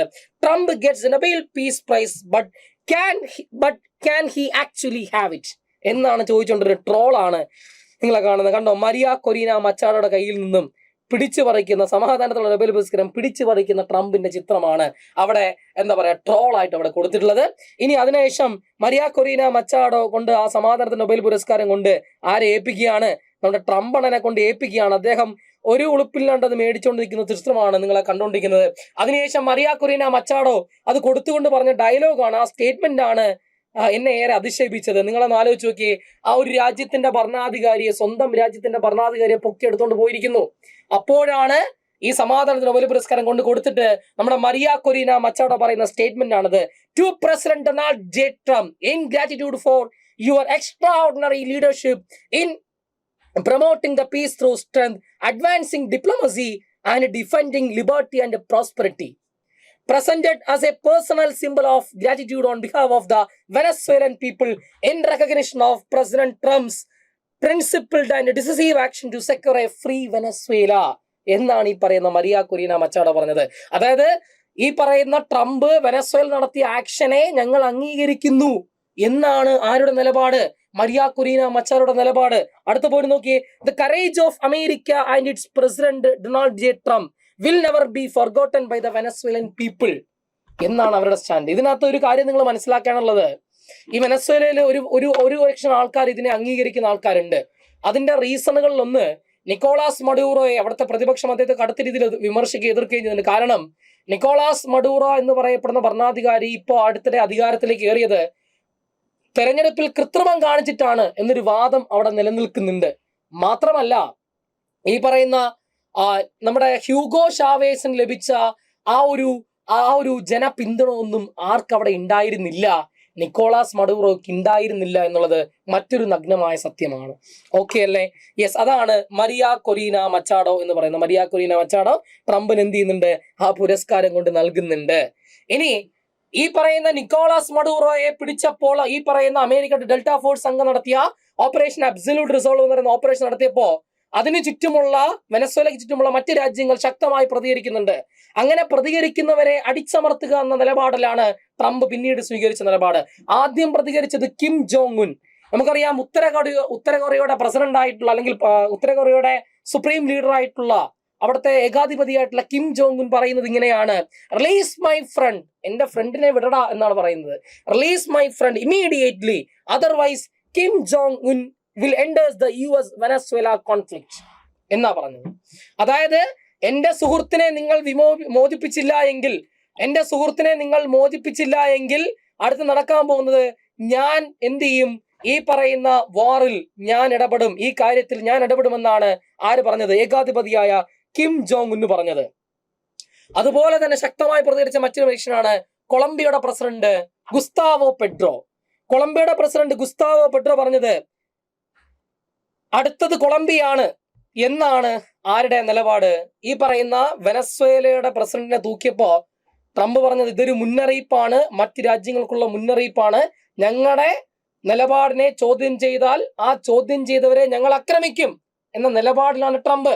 ആ ട്രംപ് പറയാണ് ഈ പറയുന്ന അടുത്തത് നീ കൊളംബിയ എന്ന് പറഞ്ഞപ്പോ അവിടുത്തെ പ്രസിഡന്റ് ആയിട്ടുള്ള ഗുസ്താവോ പെഡ്രോ മറുപടി പറഞ്ഞത് stop slandering me mister Trump. Colombian president slams Trump's threat after Maduro capture. നിന്റെ പാഴ്വാക്ക് നിർത്ത്. ധൈര്യമുണ്ടെങ്കിൽ ഞാൻ ഇവിടെ തന്നെ ഉണ്ട്, ഞാൻ കൊളംബിയയിൽ തന്നെ ഉണ്ട്, നിനക്ക് ചുണയുണ്ടെങ്കിൽ നീ എന്നെ ഒന്ന് പൊക്കിയെടുത്ത് കൊണ്ട് കാണിക്കേ എന്നാണ് ഗുസ്താവോ പെട്രോ അതിന് റിപ്ലൈ കൊടുത്തത്. ഇനി മെക്സിക്കൻ പ്രസിഡന്റ് ആയിട്ടുള്ള ക്ലോഡിയ ഷീൻബം എന്ന് പറയുന്ന വനിത ആദ്യമേ തന്നെ സ്റ്റേറ്റ്മെന്റ് ഇങ്ങനെയാണ്: Mexican president Claudia Sheinbaum calls on the United Nations to step in to stop Trump. ഐക്യരാഷ്ട്രസഭ കൂടാനാണ് പറഞ്ഞത്. ഐക്യരാഷ്ട്രസഭയോട് ട്രംപിനോട് ഈ പറയുന്ന പരിപാടി നിർത്തണം എന്ന് ആവശ്യപ്പെടാനാണ് ഈ പറയുന്ന മെക്സിക്കൻ പ്രസിഡന്റ് ആയിട്ടുള്ള ക്ലോഡിയ ഷീൻബം എന്ത് ചെയ്തത്, അവകാശപ്പെട്ടത് എന്ന കാര്യം നിങ്ങൾ എന്ത് ചെയ്യണം, അവിടെ ഓർത്ത് വെക്കണം. അപ്പൊ ഇതെല്ലാം ചോദ്യങ്ങളായിട്ട് വരാനുള്ള പോസിബിലിറ്റീസ് ഉണ്ട് അവിടെ. ഓക്കെ അല്ലേ? അതുപോലെ തന്നെ നമ്മുടെ Vladimir Putin, Russian president Vladimir Putin പറഞ്ഞത് ഐക്യരാഷ്ട്രസഭയുടെ സെക്യൂരിറ്റി കൗൺസിൽ എത്രയും പെട്ടെന്ന് വിളിച്ചു ചേർക്കണം, നിക്കോളാസ് മഡുറോയുടെ കേസിൽ ഒരു വിഷയത്തിൽ എത്രയും പെട്ടെന്ന് ഒരു തീരുമാനം ഉണ്ടാക്കണം എന്നാണ് ആവശ്യപ്പെട്ടത്. നോക്കണേ, ഒരു രാജ്യത്തിന്റെ ഭരണാധികാരിയെ വിളിച്ചുകൊണ്ട് പോയിട്ട് അമേരിക്കൻ മറ്റൊരു രാജ്യത്തിന്റെ ശിക്ഷാ നടപടി അദ്ദേഹത്തിന്റെ മേൽ അടിച്ചേൽപ്പിക്കാനുള്ള നടപടിയാണ് അമേരിക്കൻ ഭരണകൂടം സ്വീകരിക്കുന്നത്. ഇത് തന്നെയാണ് മുൻപ് ഇറാഖിൽ സദാം ഹുസൈനെ പിടിച്ചുകൊണ്ട് പോയപ്പോഴും ഈ പറയുന്ന അമേരിക്കൻ ഭരണകൂടം കാണിച്ചതും ഇതേ നിലപാടാണ് സദാം ഹുസൈനോട് കാണിച്ചത്. അത് ഒടുവിൽ അദ്ദേഹത്തെ തൂക്കിലേറ്റിയതും മറ്റൊരു രാജ്യത്തിന്റെ തലവനെ പൊക്കിയെടുത്തോണ്ട് വന്ന് സ്വന്തം രാജ്യത്തെ ശിക്ഷാ നടപടി നടപ്പിലാക്കുകയാണ് ഇറാഖിൽ സദാം ഹുസൈന് അമേരിക്ക നടത്തിയ വിധി എന്ന് പറയുന്നത്. തിരിച്ചു വരാൻ നമുക്ക് ഇവിടെ കൊളംബിയയുടെ പ്രസിഡന്റ് ആരെന്ന് വെച്ചപ്പോൾ ആരാണ്? അത് ഗുസ്താവോ പെട്രോയാണ്. മെക്സിക്കൻ പ്രസിഡന്റ് ക്ലോഡിയ ഷീൻബമാണ്. ക്യൂബയുടെ പ്രസിഡന്റ് മിഖായേൽ ഡയാസ് കാനൽ ആണ്. ക്യൂബ ഏറ്റവും കൂടുതൽ ഇതേ കണക്ക് അടുത്ത് ട്രംപ് ലക്ഷ്യമിടുന്ന ക്യൂബയാണെന്നാണ് പറയുന്നത്. കാരണം ക്യൂബയോടുള്ള വിരോധം എന്ന് പറയുന്നത് പണ്ട് നമ്മുടെ ആരോടുള്ളതാ, നമ്മുടെ ഫിഡൽ കാസ്ട്രോടുള്ള ഒരു വിരോധമാണ്. ഫിഡൽ കാസ്ട്രോ ഏകദേശം ഒരുപാട് തവണ ആക്രമിക്കാൻ ശ്രമിച്ചു, ഒന്നും നടന്നില്ല. പിന്നെ അദ്ദേഹത്തിന്റെ റൗൾ കാസ്ട്രോയിലേക്കായി. പിന്നെ ഇപ്പോൾ അവിടുത്തെ ക്യൂബയുടെ ഭരണാധികാരി മിഖായേൽ ഡയാസ് കാനലാണ് ക്യൂബയെയും വലിയ രീതിയിൽ ആക്രമിക്കാനുള്ള പോസിബിലിറ്റി ഉണ്ട് എന്നാണ് ട്രംപ് തന്നെ പറഞ്ഞുകൊണ്ട് നടക്കുന്നത്. ഇനി അടുത്തത് ഇസ്രായേൽ അമേരിക്കയും സഖ്യകക്ഷികളാണ്. ഇസ്രായേലും അമേരിക്കയും ടൈപ്പാണ്. അപ്പോ ഇസ്രായേലിന്റെ പ്രധാനമന്ത്രി നമ്മൾ അറിയണം. ഇസ്രായേലിന്റെ പ്രധാനമന്ത്രിയുടെ പേര് ബെഞ്ചമിൻ നെതന്യാഹു ആണ്. അദ്ദേഹം പ്രതിനിധാനം ചെയ്ത പൊളിറ്റിക്കൽ പാർട്ടിയുടെ പേര് ലിക്വിഡ് പാർട്ടി എന്നാണ് ആര് പ്രതിദാനം ചെയ്യുന്ന ഈ പറയുന്ന ഇസ്രായേലിന്റെ പ്രധാനമന്ത്രി ബെഞ്ചമിൻ നെതന്യാഹു പ്രതിനിധാനം ചെയ്യുന്ന പൊളിറ്റിക്കൽ പാർട്ടിയുടെ പേര് ലിക്വിഡ് പാർട്ടി എന്നാണ്. Supreme leader of North Korea, ഉത്തര കൊറിയയുടെ പരമാധികാരി സുപ്രീം ലീഡർ എന്നറിയപ്പെടുന്ന കിം ജോങ് ഉൻ ആണ്. ഇനി ഡെൻമാർക്കിലേക്ക് വരാം. ഇപ്പൊ നമ്മൾ കേൾക്കുന്നത് ഗ്രീൻലാൻഡ് പിടിച്ചെടുക്കാൻ അമേരിക്ക പോകുന്നു എന്ന വാർത്തയാണ് നമ്മളിപ്പോൾ കേട്ടുകൊണ്ടിരിക്കുന്നത്. അല്ലെ, ഗ്രീൻലാൻഡ് അമേരിക്ക പിടിച്ചടക്കും എന്ന വാർത്തയാണ് ഇപ്പൊ നമ്മൾ കേട്ടുകൊണ്ടിരിക്കുന്നത്. ഈ ഗ്രീൻലാൻഡ് എന്ന് പറയുന്ന പ്രദേശം ശരിക്കും പറഞ്ഞു കഴിഞ്ഞാൽ ഡെൻമാർക്കിന്റെ അധീനതയിൽ വരുന്ന പ്രദേശമാണ്. ആ ഗ്രീൻലാൻഡ് നമ്മൾ പിടിച്ചടക്കും എന്നാണ് ഇപ്പൊ ട്രംപ് പറഞ്ഞുകൊണ്ട് നടക്കുന്നത്. വല്ലാത്തൊരു മനുഷ്യനാണ്. ഇദ്ദേഹത്തിന് സമാധാനത്തിലുള്ള നൊബേൽ പുരസ്കാരം കൊടുത്തതിൽ ഒരുപക്ഷെ ഫിഫ ഇപ്പോ ലജ്ജിച്ച് തലതാഴ്ന്നുണ്ടാവും. നിങ്ങൾ നോക്കണേ, the prime minister of Denmark Mette Frederiksen. അപ്പോ ഡെൻമാർക്ക് ഈ പറയുന്ന ഗ്രീൻലാൻഡ് എന്ന് പറയുന്ന പ്രദേശം ഡെൻമാർക്കിന്റെ അധീനതയിലാണ് വരുന്നത്. അപ്പൊ അറിയണം, the prime minister of Denmark Mette Frederiksen എന്നാണ് പേര്. മെറ്റെ ഫ്രെഡറിക്സൺ എന്നാണ് ഈ പറയുന്ന ഗ്രീൻലാൻഡിന്റെ പ്രധാനമന്ത്രിയുടെ പേര് എന്ന കാര്യം എന്ത് ചെയ്യുക, അവിടെ ഓർത്തു വച്ചേക്കുക. യെസ്, ഓക്കെ ആണെന്ന് പ്രതീക്ഷിക്കുന്നു. ഇത്രയും കാര്യങ്ങൾ കൃത്യമായി കിട്ടിയെന്ന് പ്രതീക്ഷിക്കുന്നു. Then Iran crisis. എന്താണ് ഇറാനിൽ സംഭവിച്ചുകൊണ്ടിരിക്കുന്നത്? അപ്പൊ ഇത്രയും കാര്യങ്ങൾ ഇത്രയും നേരം ഞാൻ പറഞ്ഞത് വെനസ്വേലയുടെ നിക്കോളാസ് മഡൂറോയെ പൊക്കിയെടുത്തതിന് ശേഷം നടത്തിയിട്ടുള്ള ഇന്റർനാഷണൽ ക്രൈസിസ് ആണ് നമ്മൾ എന്ത് ചെയ്തിട്ടുള്ളത്, നമ്മൾ പറഞ്ഞു. ഇനി ഇന്ത്യയുടെ നിലപാട്, ഇന്ത്യ അതിനെ ശക്തമായി അപലപിച്ചു. ഇന്ത്യ അതിനെ ശക്തമായി എന്ത് ചെയ്യുന്നുണ്ട്, അമേരിക്കയുടെ ഈ ഒരു നടപടിയെ ശക്തമായി എന്ത് ചെയ്യുന്നുണ്ട്, അപലപിക്കുന്നുണ്ട്. നോക്കാം. ഇനി നമുക്ക് ഇറാനിലേക്ക് വരുമ്പോൾ ഇറാനിലെ ഒരു ചരിത്രം പറയാനുണ്ട്. ഇറാനിൽ വലിയ രീതിയിലുള്ള പ്രക്ഷോഭം ഇപ്പോൾ നടന്നുകൊണ്ടിരിക്കുക. ഇറാനെ പറ്റി പറയുമ്പോൾ ഇറാൻ എന്ന് പറയുന്നത് ഒരു മിഡിൽ ഈസ്റ്റ് നേഷനാണ്. ഒരു മധ്യേഷ്യ അല്ലെങ്കിൽ പശ്ചിമേഷ്യ, ഒന്നുകിൽ ഒരു മിഡിൽ ഈസ്റ്റ് എന്നോ അല്ലെങ്കിൽ നമുക്ക് പറയാം it's A western Asian country. Western Asia means ഒരു പശ്ചിമ ഏഷ്യൻ രാജ്യമാണ് ഈ പറയുന്ന ഇറാൻ എന്ന് പറയുന്നത്. അപ്പോൾ ഒരു മധ്യേഷ്യൻ അഥവാ ഒരു പശ്ചിമേഷ്യൻ രാജ്യമാണ് ഇറാൻ. ഒരു മിഡിൽ ഈസ്റ്റ് അല്ലെങ്കിൽ വെസ്റ്റേൺ ഏഷ്യൻ രാജ്യമാണ് ഈ പറയുന്ന ഇറാൻ എന്ന് പറയുന്നത്. ഇറാന്റെ ക്യാപിറ്റൽ ഏത്, ഇറാന്റെ തലസ്ഥാനം ഏത് എന്ന് ചോദിച്ചാൽ പറയുന്നത് ടെഹ്റാൻ ആണ്.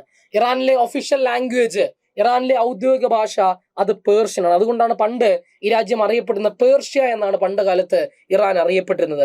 നോക്കണേ, ഇറാന്റെ പരമാധികാരി എന്നറിയപ്പെടുന്നത് Ayatollah Ali Khamenei. Ali Khamenei എന്നായിരിക്കും നിങ്ങൾ പല സ്ഥലത്തും ഖമനേയി എന്നായിരിക്കും നിങ്ങൾ പല സ്ഥലത്തും കേൾക്കാനിടയാവുക. അദ്ദേഹത്തെ അയത്തുള്ള അലി ഖമനേയി എന്നാണ് പറയുക. അതായത് 1979 മുതൽ ഇദ്ദേഹമാണ്, ഈ അയത്തുള്ള അലി ഖമനേയിയാണ് ഇറാന്റെ ഭരണാധികാരി എന്നറിയപ്പെടുന്നത്. നിങ്ങൾ മനസ്സിലാക്കേണ്ടത്, ഇറാനിൽ ഒരു വിപ്ലവത്തിലൂടെ ഭരണത്തിലേറിയ മനുഷ്യനാണ് ഈ പറയുന്ന അയത്തുള്ള അലി ഖമനേയി. 1979 അവരൊരു വലിയൊരു വിപ്ലവം നടക്കുന്നുണ്ട്. അവിടെ ഇറാനിൽ നിലവിലുണ്ടായിരുന്ന ഷാ ഭരണകൂടം ഇറാനിൽ നിലവിലുണ്ടായിരുന്ന ഷാ ഭരണകൂടം അല്ലെ. അപ്പൊ ഇറാനിൽ നിലവിലുണ്ടായിരുന്ന ഷാ ഭരണകൂടത്തെ അട്ടിമറിച്ചുകൊണ്ട് അന്ന് പ്രക്ഷോഭകാരികളും ജനങ്ങളും മറ്റ് ആൾക്കാരും എല്ലാവരും ഈ പറയുന്ന അയത്തുള്ള അലി ഖമനയുടെ കൂടെ ഉണ്ടായിരുന്നു. അങ്ങനെ 1979 ഈ പറയുന്ന ഇസ്ലാമിക് റവല്യൂഷൻ, ഇസ്ലാമിക് വിപ്ലവം, ഒരു ഇസ്ലാമിക് വിപ്ലവത്തിലൂടെ ഇസ്ലാമിക് റവല്യൂഷൻ നയിച്ചുകൊണ്ടാണ് അയത്തുള്ള അലി ഖമനേയി ഈ പറയുന്ന ഭരണത്തിലേക്ക് ഇറാന്റെ പരമാധികാരിയായിട്ട് മാറുന്നത്. അവിടെ പ്രസിഡന്റും വൈസ് പ്രസിഡന്റൊക്കെ ഉണ്ടെങ്കിലും അവർക്കൊക്കെ മുകളിലാണ് പരമാധികാരിയായ അയത്തുള്ള അലി ഖമനയുടെ സ്ഥാനം. ഇപ്പോ കഴിഞ്ഞ ഡിസംബർ മാസം ഇദ്ദേഹത്തിനെതിരെ വലിയ രീതിയിലുള്ള ഒരു പ്രക്ഷോഭം ഉയർന്നു വന്നു. അതിന്റെ പ്രധാന കാരണങ്ങളൊന്ന് ഇറാൻ നേരിടുന്ന സാമ്പത്തിക പ്രതിസന്ധിയാണ്. ഇറാനിലെ പണപ്പെരുപ്പം വലിയ രീതിയിൽ വർദ്ധിച്ചു വന്നു. ജനങ്ങൾക്ക് അവിടെ ജീവിക്കാൻ പറ്റാത്ത ഒരു സാഹചര്യം ഇറാൻ രൂപപ്പെട്ടു. ഈ ഇറാനിൽ വന്ന ഈ ക്രൈസിസ് കാരണം, ഈ ഒരു പണപ്പെരുപ്പം കാരണം ഒടുവിൽ എന്ത് ചെയ്തു? ആദ്യം ഈ പറയുന്ന നമ്മുടെ കടക്കാർ, നമ്മുടെ ഈ പറയുന്ന വ്യാപാരികളാണ് ആ ഒരു ഡിസംബർ മാസത്തിന്റെ അവസാന നാളുകളിൽ ഇറാനിലെ വ്യാപാരികളാണ് ശരിക്കും കലാപം ആരംഭിക്കുന്നത്. ഈ കലാപം മറ്റ് സ്ഥലങ്ങളിലേക്ക് വ്യാപിക്കുകയാണ് പിന്നീട് ഉണ്ടായത്. അവിടെ ഇറാനിൽ കലാപം പൊട്ടിപ്പുറപ്പെട്ടപ്പോൾ തന്നെ ജീവിക്കാൻ ജനങ്ങൾക്ക് നിവൃത്തിയില്ലാത്തൊരു സാഹചര്യം വന്നപ്പോൾ ഭരണകൂടം ചെയ്തത് കുറച്ച് തുക, ഇത്ര രൂപ, അത് ഒരു നിശ്ചിത ശതമാനം തുക എല്ലാവർക്കും നൽകാം എന്ന് ഇറാന്റെ ഭരണകൂടം തീരുമാനിക്കുന്നു. എല്ലാ കുടുംബങ്ങൾക്കും ഒരു നിശ്ചിത തുക പെർ ഹെഡ് ഇത്ര രൂപ വെച്ച് നൽകാം എന്നൊരു ഭരണകൂടം തീരുമാനിക്കണം. പക്ഷേ അത് അവരെ സംബന്ധിച്ചിടത്തോളം പര്യാപ്തമായിരുന്നില്ല. ഭരണകൂടം നൽകിയിരുന്ന തുക അവരെ സംബന്ധിച്ചിടത്തോളം പര്യാപ്തമായിരുന്നില്ല. അതുകൊണ്ടാണ് ശരിക്കും പറഞ്ഞ ആ പ്രക്ഷോഭം കുറച്ചും കൂടെ വെമ്പൽ കൊള്ളുന്നത്. പണ്ട് ഇവിടെ ഒരുപാട് തരത്തിലുള്ള ഹിജാബ് വിരുദ്ധ പ്രക്ഷോഭങ്ങളൊക്കെ നടന്ന രാജ്യമാണ് ഇറാൻ. അന്നെല്ലാം ഭരണകൂടം അതിനെ ശക്തമായി എന്ത് ചെയ്തിട്ടുണ്ട്? അടിച്ചമർത്തിയിട്ടുണ്ട്. എന്നാൽ ഇപ്പൊ നടക്കുന്ന ഈ റവല്യൂഷൻ ഒരു അയത്തുള്ള അലി ഖമനയെ താഴെ ഇറക്കിയിട്ട് മാത്രമേ ആ റവല്യൂഷൻ നിർത്തൂ എന്ന രീതിയിലേക്കാണ് പൊയ്ക്കൊണ്ടിരിക്കുന്നത്. അവിടെ ഏകദേശം 100ഓളം പേര് കൊല്ലപ്പെട്ടു എന്നാണ് അറിയുന്നത്. അവിടുത്തെ ഈ പറയുന്ന മീഡിയ, മറ്റ് ഇന്റർനെറ്റ് ഫെസിലിറ്റീസ് എല്ലാം ബാൻ ചെയ്തു. അവിടെ എന്ത് നടക്കുന്നുള്ളത് പുറം ലോകത്ത് അറിയാൻ പറ്റാത്ത അവസ്ഥയാണ്. ഒരുപാട് പേര് കൊല്ലപ്പെട്ടു. ഒരുപാട് പേര് ഈ പറയുന്ന അയത്തുള്ള അലി ഖമനയെ പ്രാണരക്ഷാർത്ഥം പലായനം ചെയ്തു എന്നോ അല്ലെങ്കിൽ അദ്ദേഹം അപ്പൊ ബങ്കറിലാണ് എന്നൊക്കെ ഉള്ള വാർത്തകൾ വരുന്നു. അങ്ങനെ ഈ പറയുന്ന അയത്തുള്ള അലി ഖമന ഇപ്പോഴും അവിടുത്തെ ഭരണാധികാരിയാണ്. അവിടെ ഒരു ചേഞ്ച് സംഭവിച്ചിട്ടില്ല. പക്ഷെ ഈ രാഷ്ട്രീയ സാഹചര്യം മറ്റു രാജ്യങ്ങളെല്ലാം സസൂക്ഷ്മം വീക്ഷിക്കുകയാണ്. പ്രത്യേകിച്ച് അയത്തുള്ള അലി ഖമനേയി പറയുന്നത് ഇത് ഇസ്രായേലും അമേരിക്കയും കൂടി നടത്തിയ കലാപമാണ്. തന്റെ രാജ്യത്ത് ഇസ്രായേലും അമേരിക്കയും കൂടി നടത്തുന്ന അവർ കരുതിക്കൂട്ടി അവർ പ്ലാൻ ചെയ്ത് നടത്തുന്ന ഒരു കലാപം എന്നാണ് അയത്തുള്ള അലി ഖമനേയി അവകാശപ്പെടുന്നത്. ഓക്കെ, എന്റെ പ്രിയപ്പെട്ട സുഹൃത്തുക്കളെ, നിങ്ങളിവിടെ മനസ്സിലാക്കേണ്ടത് അയത്തുള്ള അലി ഖമനേയി എന്ന് പറയപ്പെടുന്ന പേര് നിങ്ങൾ പഠിച്ചു വെച്ചേക്കണം. ഇറാന്റെ പരമാധികാരി അയത്തുള്ള അലി ഖമനേയി 1979 മുതൽ, ഇനി അതിനകത്ത് 79 അദ്ദേഹമാണ് അവിടുത്തെ ഭരണാധികാരി എന്നറിയപ്പെടുന്നത്. ഇറാന്റെ പ്രസിഡന്റ് മസൂദ് പെഷഷ്കിയാൻ എന്നാണ് ഇറാന്റെ പ്രസിഡന്റ് പേര്. ഇറാന്റെ വൈസ് പ്രസിഡന്റ് പേര് മുഹമ്മദ് റസ അരീഫ്. ഇറാന്റെ വൈസ് പ്രസിഡന്റ് ആര് എന്ന് ചോദിച്ചപ്പോൾ ആരാണ്? അത് മുഹമ്മദ് റസ അരീഫ് എന്ന് പറയപ്പെടുന്ന മനുഷ്യനാണ് എന്ന കാര്യം നിങ്ങൾ അവിടെ ഓർത്തു വെച്ചേക്കുക. ഇനി നിങ്ങൾ മനസ്സിലാക്കേണ്ടതിന് അമേരിക്ക ഇവിടെ ഒരു സ്റ്റാൻഡ് എടുക്കുന്നു. അമേരിക്ക ഇതാണ് നമ്മുടെ Ayatollah Ali Khamenei, the massive anti government protest in Iran എന്നാണ് ആ ഒരു തലക്കെട്ട്. ഇതാണ് അയത്തുള്ള അലി ഖമനേയി. വലിയ രീതിയിലുള്ള കലാപം. മറ്റ് ഈ പറയുന്ന അന്താരാഷ്ട്ര വിദഗ്ധർ റിപ്പോർട്ട് ചെയ്യുന്നത് പണ്ട് ഇറാനിൽ നടന്ന പോലെ ഒരു കലാപമല്ല ഇത്. ഈ കലാപം വലിയ അതിരൂക്ഷമാണ്. ഇത് ശരിക്കും പറഞ്ഞ അയത്തുള്ള അലി ഖമനേയിയെ താഴെ ഇറക്കാൻ വേണ്ട ആ ഒരു ശക്തി കലാപത്തിനുണ്ട് എന്നാണ് അവർ തന്നെ എന്ത് ചെയ്യുന്നത്, പറയുന്നത്. നോക്കണേ, Trump harsh warning to Iran over killing protesters. ട്രംപിന്റെ നിലപാട് വരുന്നു. ട്രംപ് പറഞ്ഞു, ഇറാനില് അയത്തുള്ള അലി ഖമനേയി പ്രക്ഷോഭകാരികളെ കൊല്ലാനുള്ള നിലപാടാണ് സ്വീകരിക്കുന്നതെങ്കിൽ ഏതു സമയവും അമേരിക്ക ഇടപെടും എന്നാണ് ഈ വിഷയത്തിൽ അമേരിക്കയുടെ സ്റ്റാൻഡ്. ഓക്കെ അല്ലേ? അപ്പൊ മറ്റൊരു രാജ്യത്തിന്റെ പരമാധികാരത്തിലോട്ട് അല്ലെങ്കിൽ അവിടെ നടക്കുന്ന വിഷയത്തിലോട്ട് ഞങ്ങൾ ഇടപെടും എന്നാണ് ആര് പറയുന്നത്? ട്രംപ് പറയുന്നത്. ഓക്കെ അല്ലേ? യെസ്. ഇനി ഇറാനും ഇസ്രായേലും അതേപോലെ അമേരിക്കയോടുള്ള ഈ ഒരു അടി തുടങ്ങിയിട്ട് കുറച്ച് കാലമായി. അതിന് ഏറ്റവും അവസാനത്തെ ഒരു തീപ്പൊരി വീഴുന്നത് 2025 ജൂൺ മാസം. 2020 ജൂൺ മാസം ഈ പറയുന്ന ഇസ്രായേൽ പലസ്തീൻ ആക്രമിച്ചുകൊണ്ടിരിക്കുക. അതിനെതിരെ ഒരു കമന്റ് ആര് പറയുന്നുണ്ട്? ഇറാൻ പറയുന്നുണ്ട്. അപ്പോഴത്തേന് നമ്മുടെ ഇറാൻ ഇട്ട് ഒരു പണിയും കൊടുത്തു. ഇറാൻ അല്ലെങ്കിൽ തന്നെ വിഷയമാണ്. ഇറാൻ എന്ത് ചെയ്തു? ഇസ്രായേല് ഇറാൻ ഒരു പണിയും കൊടുത്തു. ഇറാന്റെ തന്ത്രപ്രധാനമായ കേന്ദ്രങ്ങൾക്ക് നേരെ ഇസ്രായേൽ ഒരു ആക്രമണം എന്ത് ചെയ്യുന്നുണ്ട്? അടിച്ചുവിടുന്നുണ്ട്.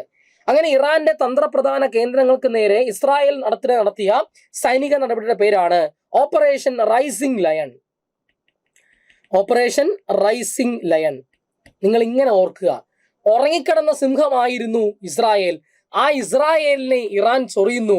അപ്പോഴേക്ക് ആ സിംഹം ചാടി ഉണരുന്നു. അതാണ് റൈസിംഗ് ലയൺ. അപ്പൊ ഇറാന്റെ തന്ത്രപ്രധാന കേന്ദ്രങ്ങൾക്ക് നേരെ ഇസ്രായേൽ 2025 ജൂൺ മാസം നടത്തിയ ഓപ്പറേഷന്റെ പേരാണ് ഓപ്പറേഷൻ റൈസിംഗ് ലയൺ എന്ന കാര്യം ഓർക്കുക. ഇനി ഇറാൻ ഇസ്രായേൽ സംഘർഷത്തിന്റെ അമേരിക്ക അതിനകത്ത് ഇടപെട്ടു. ഇറാനും ഇസ്രായേലും അടി നടക്കുകയാണ്. അതിനകത്ത് അമേരിക്ക ഇടപെട്ടു. അമേരിക്ക എന്ത് ചെയ്തു? ഇറാനിൽ പോയി ആക്രമിച്ചു. നോക്കണേ, ഇസ്രായേലും ഇറാനും തമ്മിലാ പ്രശ്നം. അവിടെ അമേരിക്ക ഇടപെടേണ്ട ഒരു ആവശ്യമില്ല. പക്ഷെ അമേരിക്ക അതിനകത്ത് കക്ഷി ചേരുന്നു. അമേരിക്ക ഇടപെട്ടു. ഇറാനെ അമേരിക്ക ആക്രമിക്കുന്നുണ്ട്. ഇറാൻ ഇസ്രായേൽ സംഘർഷത്തിനിടെ അമേരിക്ക ഇറാനിൽ നടത്തിയ ഒരു ബോംബിംഗ് ഓപ്പറേഷൻ ഉണ്ട്. ആ ബോംബിംഗ് ഓപ്പറേഷൻ അമേരിക്ക പേരാണ് ഓപ്പറേഷൻ മിഡ് നൈറ്റ് ഹാമർ. ഇവന്മാരെല്ലാം അർദ്ധരാത്രിയുള്ള പരിപാടിയുള്ളൂ. മിഡ് നൈറ്റ് ചുട്ടികൊണ്ട് അടിച്ചു ഇറാനെ. Midnight hammer.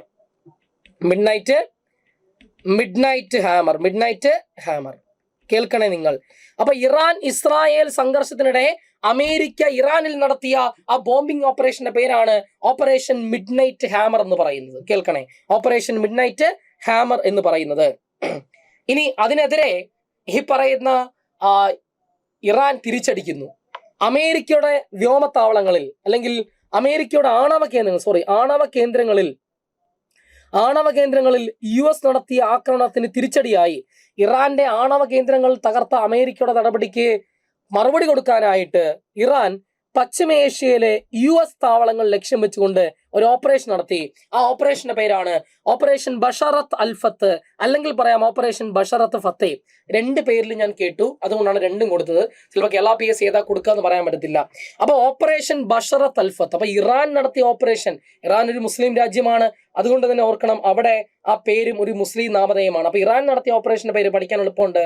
Operation ബഷറത്ത് Alfath, അല്ലെങ്കിൽ നമുക്ക് ആ ഓപ്പറേഷൻ വിളിക്കാം ഓപ്പറേഷൻ ബഷറത്ത് ഫത്തേ. അപ്പൊ ഓപ്പറേഷൻ ബഷറത്ത് അൽഫത്ത് എന്നോ അല്ലെങ്കിൽ ഓപ്പറേഷൻ ബഷറത്ത് ഫത്തേ എന്നാണ് ഓപ്പറേഷൻ വിളിച്ച പേര്. അപ്പൊ ആണവ കേന്ദ്രങ്ങളിൽ US നടത്തിയ ആക്രമണത്തിന് തിരിച്ചടിയായി ഇറാൻ പശ്ചിമേഷ്യയിലെ US താവളങ്ങൾ ലക്ഷ്യം വെച്ചുകൊണ്ട് നടത്തിയ ആ ഓപ്പറേഷൻ വിളിച്ച പേരാണ് ഓപ്പറേഷൻ ബഷറത്ത് അൽഫത്ത് എന്നും അല്ലെങ്കിൽ ഓപ്പറേഷൻ ബഷറത്ത് ഫത്തേ എന്നാണ് ആ ഓപ്പറേഷൻ അറിയപ്പെടുന്നത്. ഓക്കെ അല്ലേ?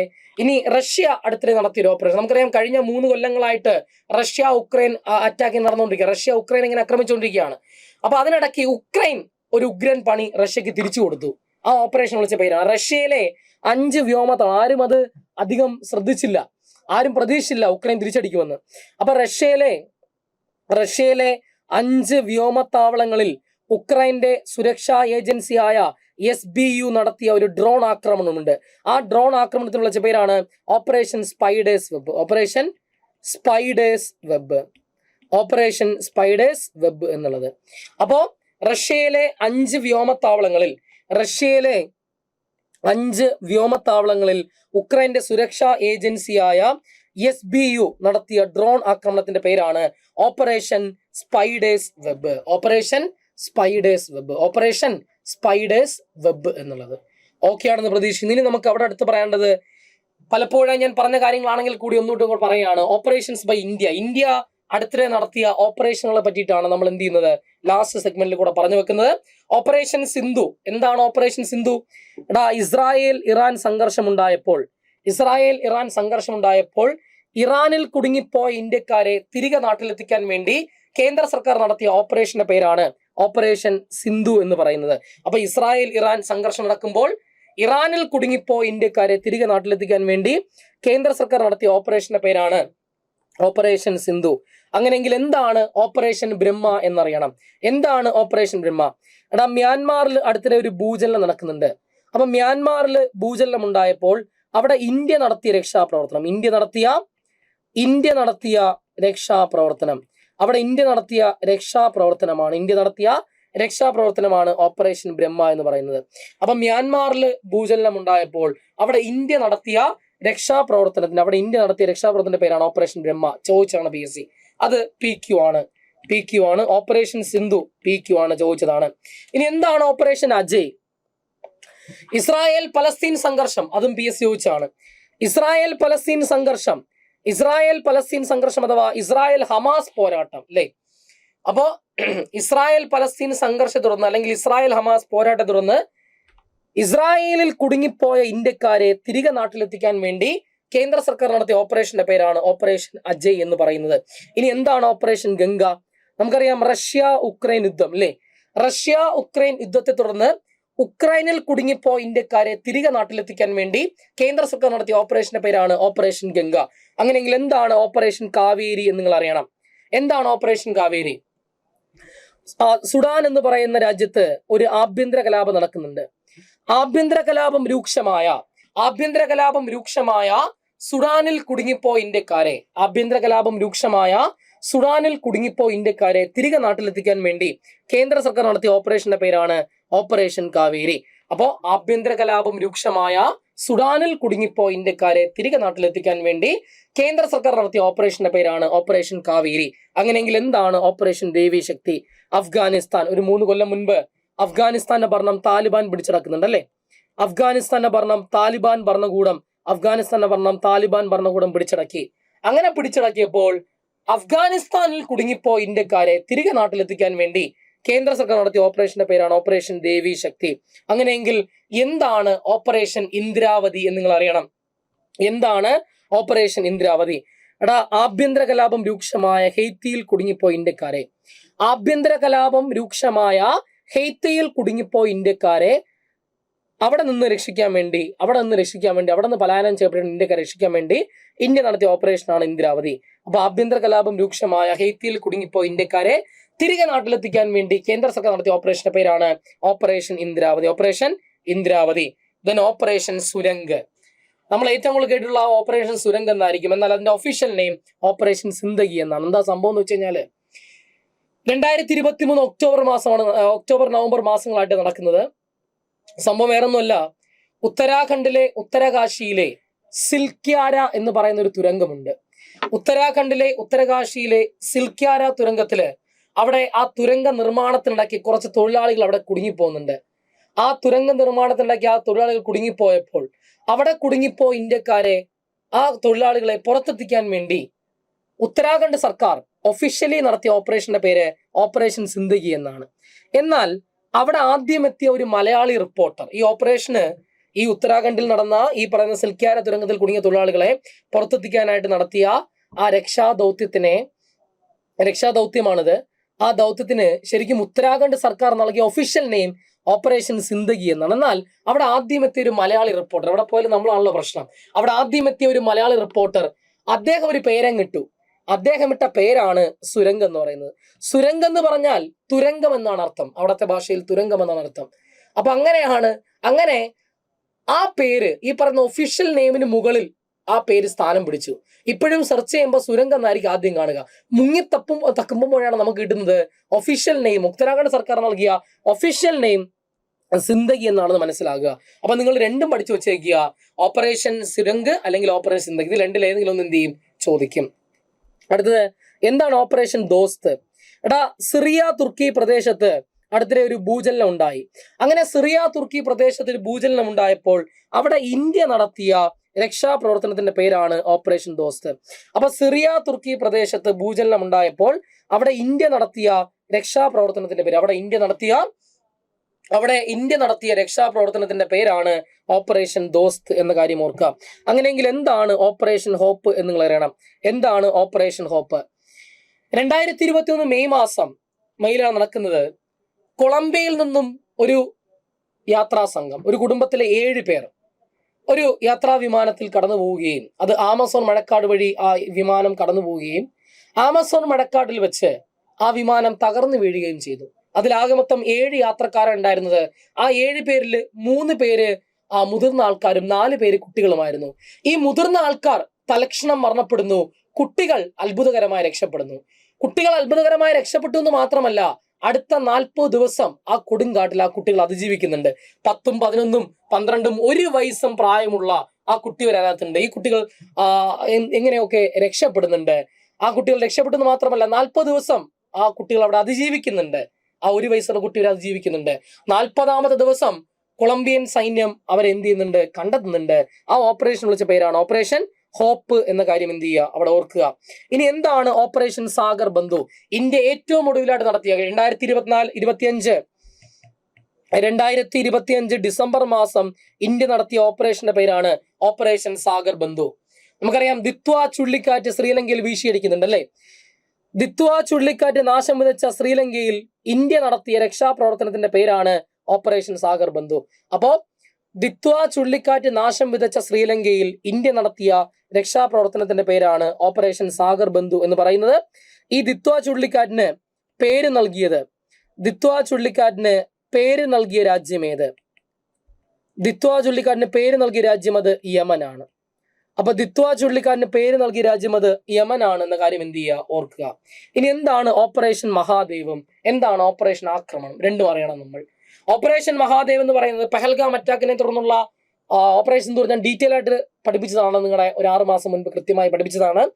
ഇവിടെ ഓപ്പറേഷൻ മഹാദേവിനെ പറ്റി പറയുമ്പോൾ പെഹൽഗാം അറ്റാക്കിന് കാരണക്കാരായ 3 തീവ്രവാദികളെ 2020 ജൂലൈ മാസം ഇന്ത്യൻ സൈന്യം വധിക്കുന്നുണ്ട്. ആ വധിച്ച ഓപ്പറേഷൻ വിളിച്ച പേരാണ് ഓപ്പറേഷൻ മഹാദേവ്.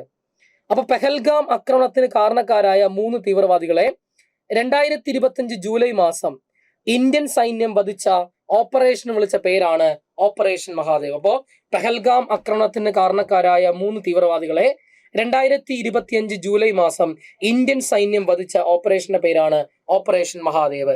ഇനി എന്താണ് ഓപ്പറേഷൻ ആക്രമൺ എന്ന് നിങ്ങൾ അറിയണം. എന്താണ് ഓപ്പറേഷൻ ആക്രമൺ എന്ന് നിങ്ങൾ അറിയണം. ഇവിടെ 2025 ഏപ്രിൽ മാസം നമുക്കറിയാം പെഹൽഗാം അറ്റാക്ക് നടക്കുന്നുണ്ട്. ആ പെഹൽഗാം അറ്റാക്കിനെ തുടർന്ന് ഇന്ത്യൻ വ്യോമസേന സറകൊടുന്ന് എഴുന്നേറ്റു. അവർക്കറിയാം അടിയുറപ്പാണ്. അവരെന്ത് ചെയ്തു, ആ അകത്തുണ്ടായിരുന്ന റഫാലിനെയും സുഖോയൊക്കെ എടുത്തിട്ട് എന്ത് ചെയ്തു, ഒരു വ്യോമ അഭ്യാസം സംഘടിപ്പിച്ചു. ആ വ്യോമ അഭ്യാസത്തിന് അവർ വിളിച്ച പേരാണ് ഓപ്പറേഷൻ ആക്രമണം. ഇത് PSC ചോദിച്ചതാണ്, PQ ആണ്. അപ്പൊ 2025 ഏപ്രിൽ മാസം ഇന്ത്യൻ വ്യോമസേന സംഘടിപ്പിച്ച വ്യോമ അഭ്യാസത്തിന്റെ പേരാണ് ഓപ്പറേഷൻ ആക്രമൺ. അപ്പൊ 2025 ഏപ്രിൽ മാസം ഇന്ത്യൻ വ്യോമസേന സംഘടിപ്പിച്ച വ്യോമ അഭ്യാസത്തിന്റെ പേരാണ് ഓപ്പറേഷൻ ആക്രമൺ എന്ന് പറയുന്നത്. എന്റെ പ്രിയപ്പെട്ട സുഹൃത്തുക്കളെ, നമ്മൾ ഇത്രയും നേരം ഡിസ്കസ് ചെയ്തത് 2026 നടന്ന ഇന്റർനാഷണൽ ക്രൈസിസ്, നമ്മളെ മൊത്തം നടുക്കിയ ഇന്റർനാഷണൽ ക്രൈസിസിനെ പറ്റിയിട്ടാണ് നമ്മൾ എന്ത് ചെയ്തത്, നമ്മൾ പറഞ്ഞു വെച്ചത്. പറഞ്ഞ കാര്യങ്ങളെല്ലാം കൃത്യമായി നിങ്ങൾക്ക് കിട്ടിയെന്ന് പ്രതീക്ഷിക്കുന്നു. അപ്പോൾ ബാച്ചിനെ പറ്റി ഞാൻ ഒന്നും കൂടെ ഓർമ്മിപ്പിക്കുന്നു. ജനുവരി 17 ബാച്ച് സ്റ്റാർട്ട് ചെയ്തു. അപ്പോൾ നമുക്ക് കറണ്ട് അഫയേഴ്സ് ഈ ബാച്ചിലൂടെ നമുക്ക് എന്താ സെറ്റ് ആക്കാം എന്ന് മാത്രം പറഞ്ഞുകൊണ്ട് ഞാൻ ഈ സെഷനോടെ വൈൻഡപ്പ് ചെയ്യുന്നു. മറ്റൊരു സെഷനുമായി നമുക്ക് വരുന്ന ക്ലാസ്സിൽ കണ്ടുമുട്ടാം എന്ന് മാത്രം പറഞ്ഞുകൊണ്ട് വൈൻഡപ്പ് ചെയ്യുന്നു. Thank you very much.